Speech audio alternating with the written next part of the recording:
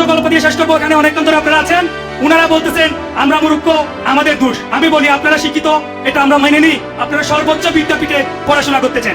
একটা জঙ্গলে একটা গাধা এবং শিয়াল ঝগড়া লাগছে। গাধা বলতেছে সূর্য হচ্ছে পশ্চিম দিকে, আর শিয়াল বলতেছে না, সূর্য তো আসলে পূর্ব দিকে উঠে। এটা নিয়ে তুমুল ঝগড়া। ঝগড়ার এক পর্যায়ে তারা বলতেছে চলেন তাহলে আমরা রাজার কাছে যাই। রাজা হচ্ছে সিংহ। সিংহর কাছে যখন গিয়েছেন, সিংহ সব শুনে বলতেছে শিয়ালকে জিরলে দেন। কাকে? শিয়ালকে। আসলে তো সূর্য পূর্ব দিকে ওঠে, পশ্চিম দিকে না। কিন্তু শিয়াল তো ঠিকই বলেছেন। তারপরেও বলতেছেন শিয়ালকে জিরলে দেন। তো শিয়াল বলতেছে কেন আমাকে জিরলে দিবেন কেন? কারণ কি? সূর্য তো পূর্ব দিকে ওঠে হুজুর। ওদের কারণ হচ্ছে তুমি হচ্ছে এই জঙ্গলের সবচেয়ে চালাক একটি প্রাণী শিয়াল, আর ও তো গাধা। তুমি গাধার সাথে তর্ক করতে গেছে কেন? সেজন্য তুমি অপরাধী।